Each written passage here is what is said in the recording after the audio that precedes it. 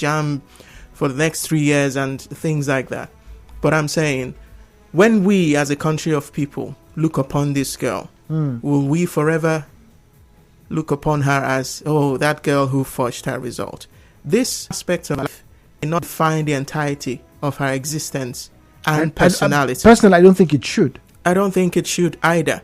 So you see, I'm rooting for us to leave a space in our hearts that understands that this very young woman has made a mistake, and chances are that going forward, she may yet still be able to accomplish great things.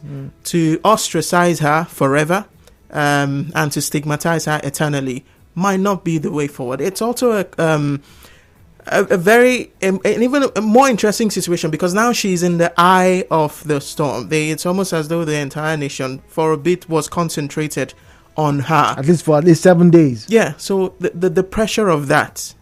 So I'm saying that if Saul could become Paul, that somewhere in our hearts, even with this revelation that she forged her result, we should leave a space for looking at her beyond that girl who forged her result. For all we know, she could be a genius who, just didn't do so well in the JAMB and wasn't satisfied and decided to engage in forgery, which is wrong and must be condemned. But I'm saying, in our hearts, in our minds as a people, is there a possibility that she does not forever become that girl who forged her result? Even the Nigerian prisons services has been changed to correctional services, just to carry on with the philosophy that perhaps rehabilitation is the goal and not just punishment. So I'm saying, while the law should take its course and she should see some consequences for her actions, in our hearts and minds, let's not put her to eternal ostracism, eternal damnation, eternal stigma. This aspect of her life and unfortunate behavior might not be all defining of all there is to Mesoma Ejikeme. She may still be able to make something out of her life, and who knows, even make amends in terms of making Nigeria proud in the future. Because I hear you, but as always, we have to look from different lenses whenever we have issues like this. Now, this same idea of having a temperance, of justice, not to say justice shouldn't take its course, or the law shouldn't take its course.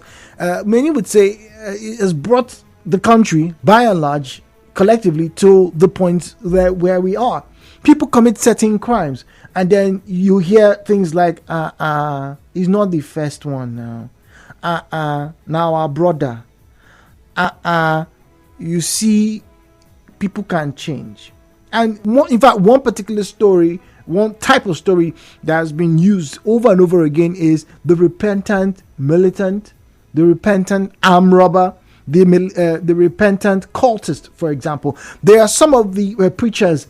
There are some influential businessmen who are free today, walking the streets, who committed serious crimes against the state and indeed against humanity, because some of these previous cult members back in universities, particularly in the early 2000s and middle 2000s, killed people. They did dastardly things. The, in quote, repentant Yahoo boy, for example, led some families abroad into bankruptcy. There was a story of a young man who committed suicide because he was being blackmailed by Nigerian fraudsters with his nudes. There were people who were sent to the hospital with heart attack when they realized that the business that they paid for from Nigerian princes was fraudulent. But some of these people have, in quote, washed their garments, they are clean, and they're out. And people say, no, temper justice with mercy.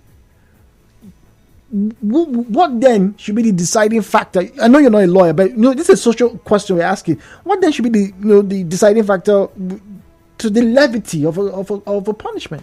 Well, if I understand, I'm not a lawyer, but I know that if the law is completely straightforward, without need for adjudication and perspective, we probably wouldn't have any need for judges. but they weigh and examine the gravity of the offense committed and the circumstances surrounding it. That's why there could be murder, and then there is manslaughter, because you look at the circumstances leading up to the events being looked at. And I'm not asking for Mesoma to go scot-free. I'm not asking that the country embraces her and gives her an award for forgery. That's not saying. I'm saying that while the law should take its course, we should not look at Mesoma Ejikeme forever and ever as the girl who forged her result. Perhaps we should look at her also as a young woman who has made a terrible mistake and should see consequences for it, but also understand that if she is 19, 20, the life ahead of her must not be completely defined by this moment of foolishness, right? That's what I'm saying. Think of her as your child. Would you throw her away? Should we as a country rumple her and dispose of her in the bin? I'm thinking not. Maybe this is also our opportunity to show our other side, which is to love and rehabilitate and make better. So I think essentially is what I'm saying. To love and to rehabilitate. Well, we have to rehabilitate at a time right now because we have obligations. We'll be back after the break.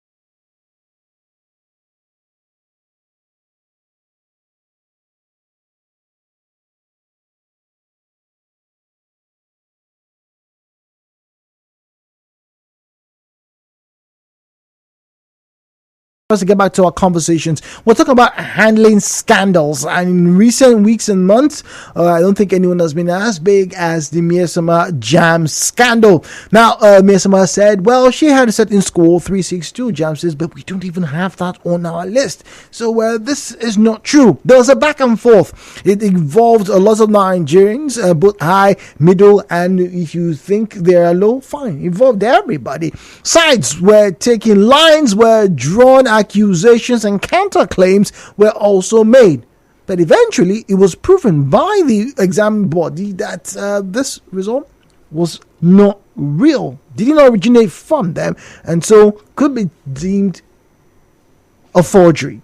Eventually, the candidate herself, Miasama, has apologized and admitted to wrongdoing. And then, if you just paid attention to the headline news, the Anambra State Governor has also said, you know what, send this young lady to a guardian's counselor. Seems like a right path to toe.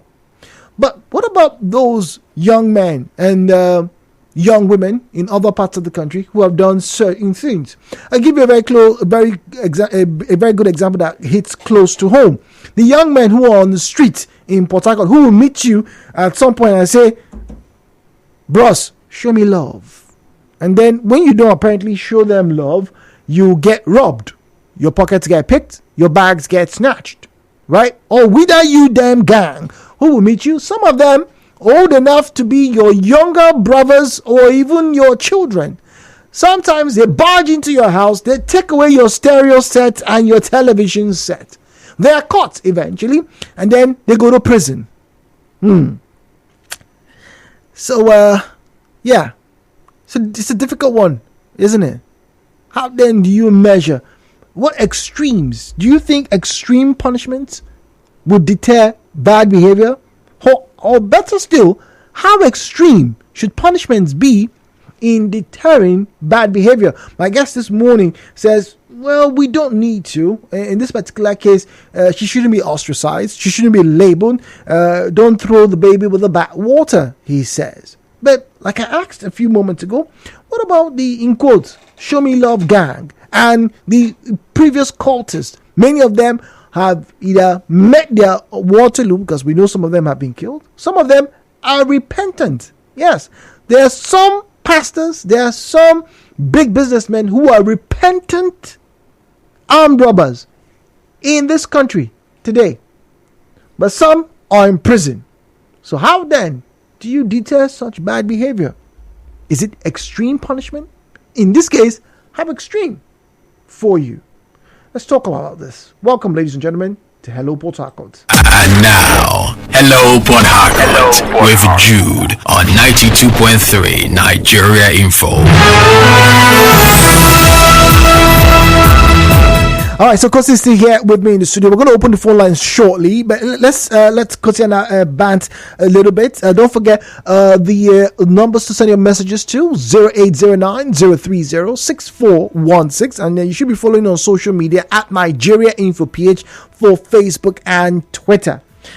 Interesting development from the breaking news. Kosi Chukwuma Soludo, the Anambra State Governor, saying, you know what, send this young lady to a counselor.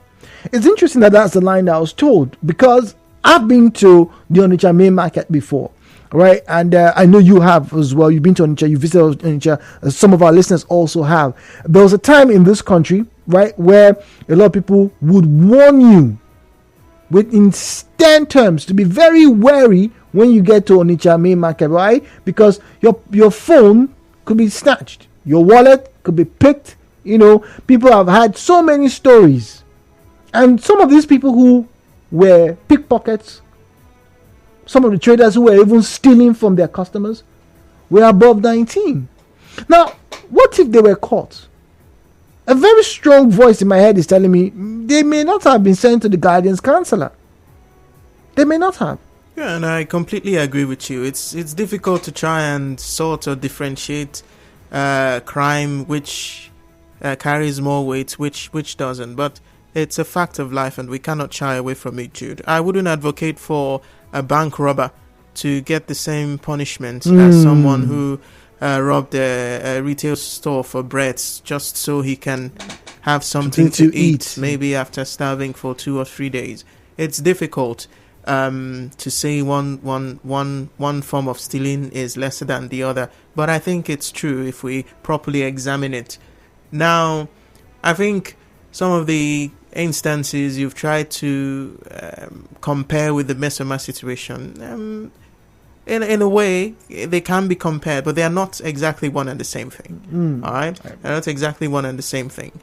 And even if the pickpockets are consequenced for their actions, perhaps as a state, what should also be at the back of our heads is to try and rehabilitate them, to see if learning the lessons from the consequences of the actions, which is why the prison service has been the correctional services. That's what I mean. And for this young woman, Mesoma, who I say again, so that it's not misused, I think for who looks at it would see the results she had, which is a terrible thing to do. And there should be consequences for it. She should not be embracing and applauding that. What I'm saying, she should face the consequences of her actions, but to define her for her entire life now, going forward, as that girl who forged her result may not be fair, because this action of hers may not be the ultimate definition of all there is to Mesoma.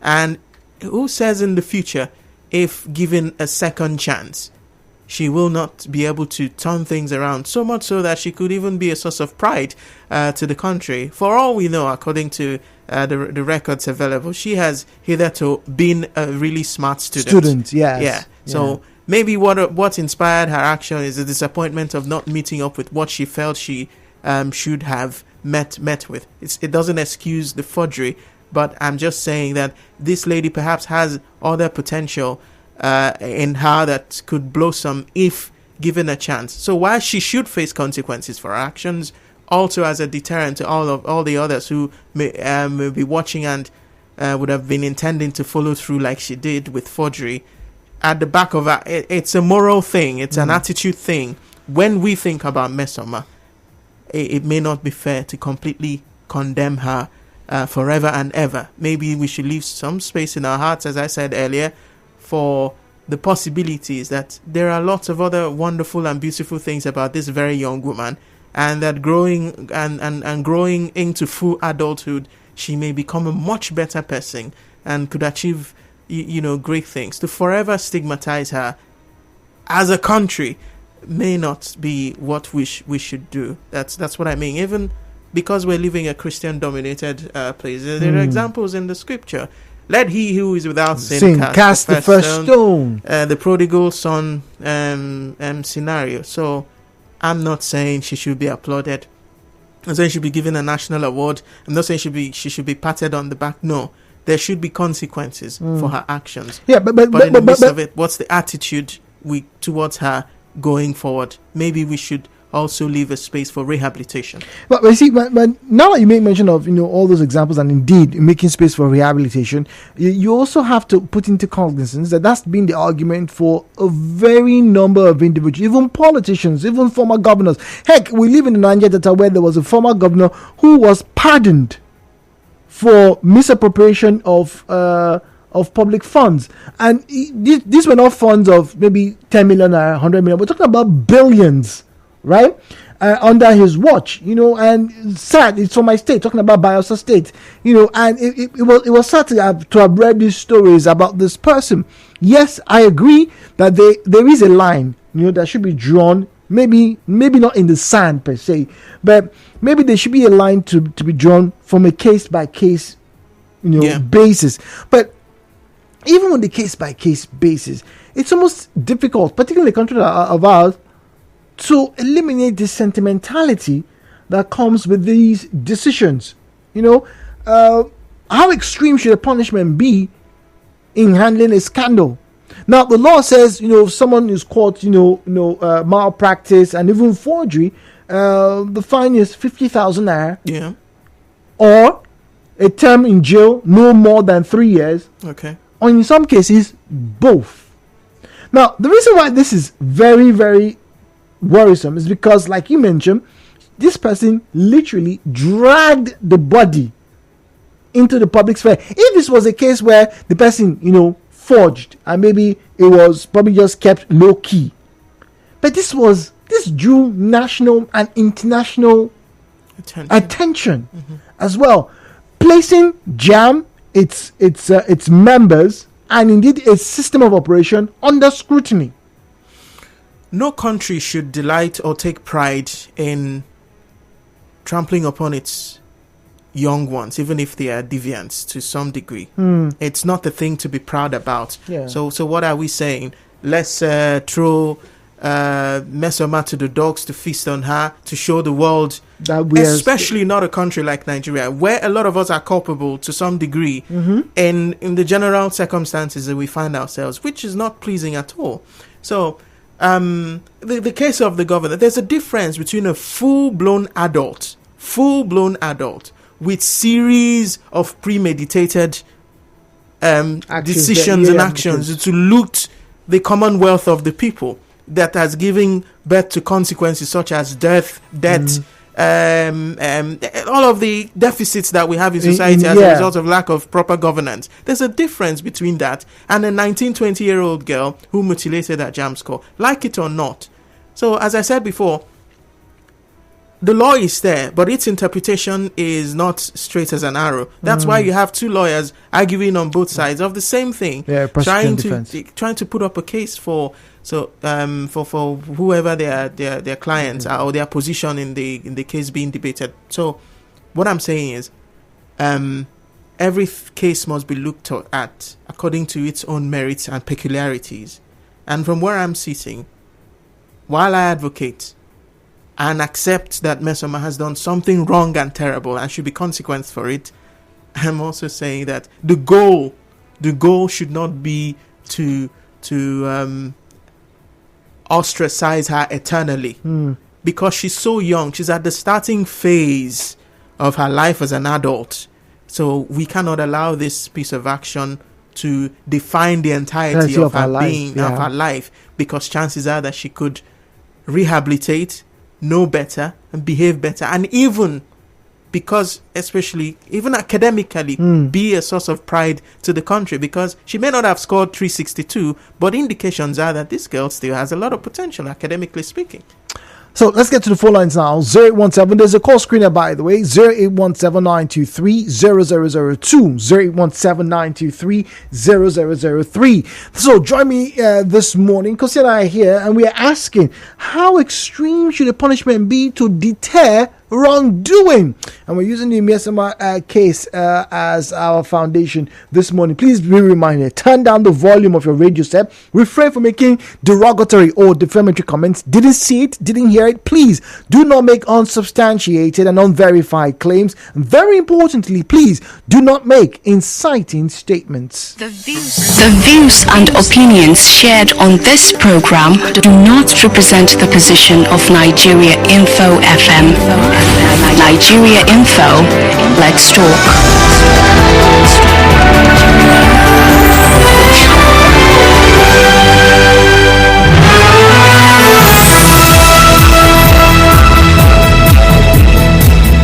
Well, we have Amaka on the line this morning. Amaka is speaking to us from Rumo Dumaya. And it's been a pleasure to get to hear from a female for a start. Amaka, good morning to you, please. Yes, good morning. How are you? Very well. Thank you very much for joining us, Amaka. Kosi is by my side. Thank you. About the topic here on board now.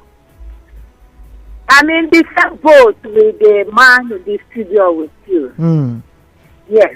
I am not supporting what she did that is right. No. What she did is absolutely wrong.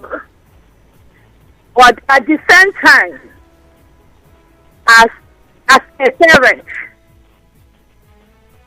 if your child commits such an offense, I don't think any parent would like to bring his or her child out to be crucified because of such an offense.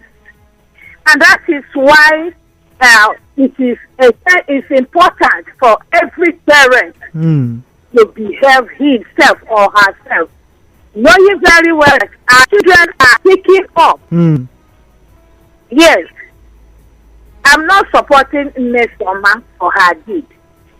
But all I'm saying is that let them not crucify her for this. All right, Amaka, thank you very much. Nimi is in Borokiri. We have Hector in Ogbogo. Join us. Hector, good morning to you, please. Good morning. Good morning. Thank you. I've listened to you from the beginning, but I just want to be differ in some areas. Okay. I find it difficult, or I don't know, when you talk about her age. She's 19, right? Yes, she's not minor. I always cite example on this matter. Most of the people or the age grade that are involved in internet fraud, what they call Yahoo, within that age grade. 17, 18, 19, 20, 21, 22. They are within small boys and small girls.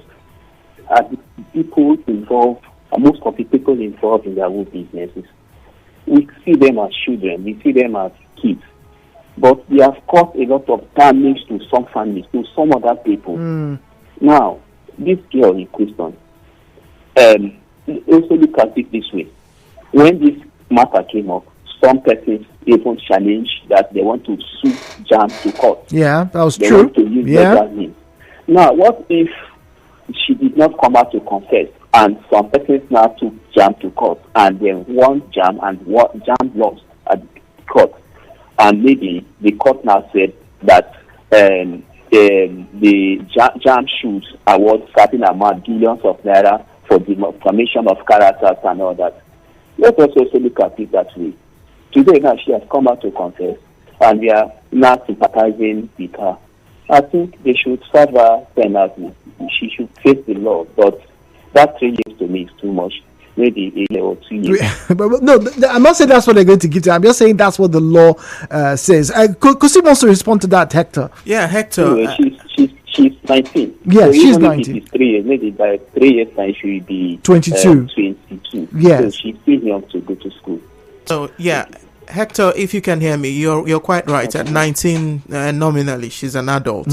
So, but what's the alternative, Hector? Are you proposing that forever she cannot Ex-convict? Yeah. Once she gets to prison and she's an ex-con. Okay. Prison term. Stuff. Yes. But that stigma, whatever, no matter how you cut it, see that it will be taken away. Should it?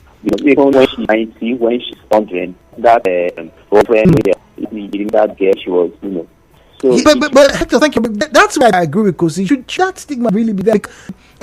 Most popular, maybe most names in history were not saints. There were U.S. presidents who were philanthropists. There were U.S. presidents who were drunks, who had serious addiction to alcohol. There were presidents who were caught with hands, like they say, of a cookie jar. Same thing across board. We know governors, we know business. Even Nelson had some scandal, during his time. Yeah. Do we get to Nelson Mandela? That guy that had 2 wives and he was doing at the back? Nobody knows that. Yeah, that's what I mean. Time in the future when Mesoma will probably have had a degree and then applies for a job.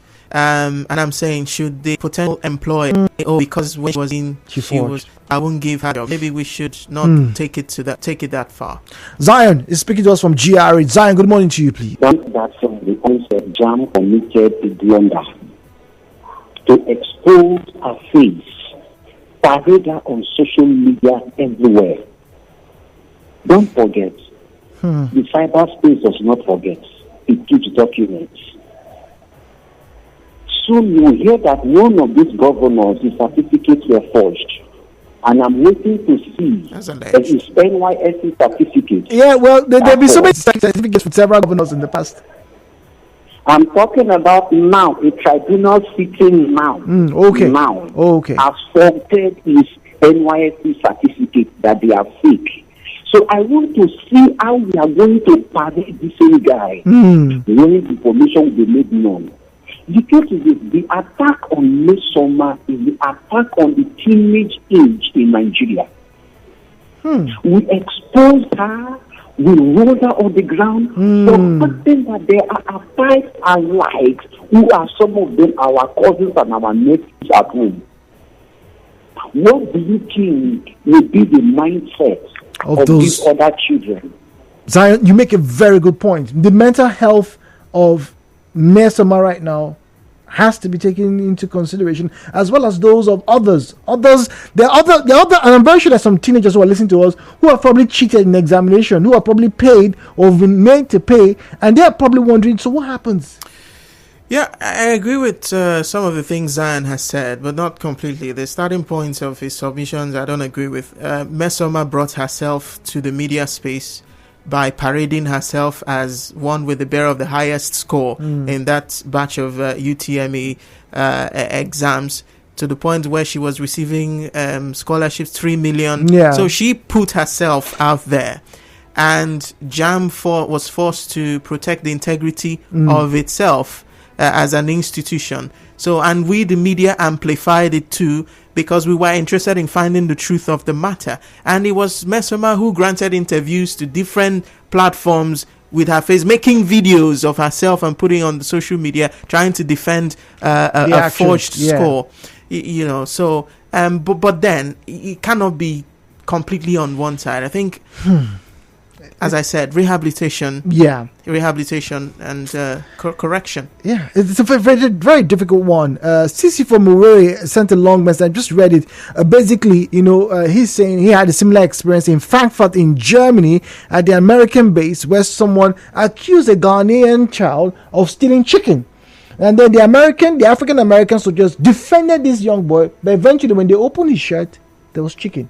He was so embarrassed at that. He says, in my opinion, Mesoma deserves some psychological evaluation and some mild punishment like the one Jan gave to her, not to take her to prison. All right. She's shown some remorse. Indeed, so many messages here. All right, and some of you are saying you owe Jam an apology. Interesting. So, Carrie, well, that's the first. We'll go on a break. Thank you very much for joining us. Hello Potako returns with our final thoughts.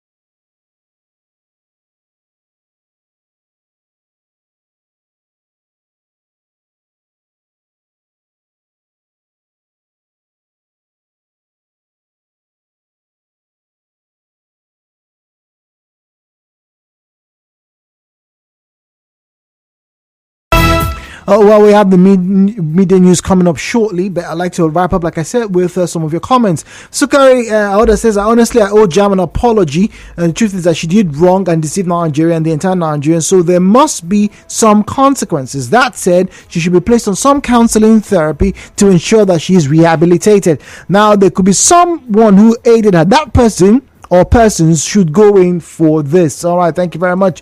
Good morning, Jude. Mr. Jam forgery is not difficult to handle. Let the law take its full course now to show we want law to be obeyed. This will send a clear message to others. Leniency will apply later. Is she alone in this particular incident? My first reaction was to query her appearing on video alone without the parent or teacher trying to give her proper protection. But she was confident to defend herself. Is she not representing a group? What of people caught cheating examinations? Are they not punished? The governor can grant her step pardon after conviction. She didn't do with that comment. Interesting. The girl made a mistake to come out and okay, all right, so long message, can't read it, but anyway, yes, people are not happy, and someone said they owe Jam an apology. All right, so Jam, some Nigerians are making an apology. My name is Jude. Thank you as always for joining us. Good morning. News coming up away shortly.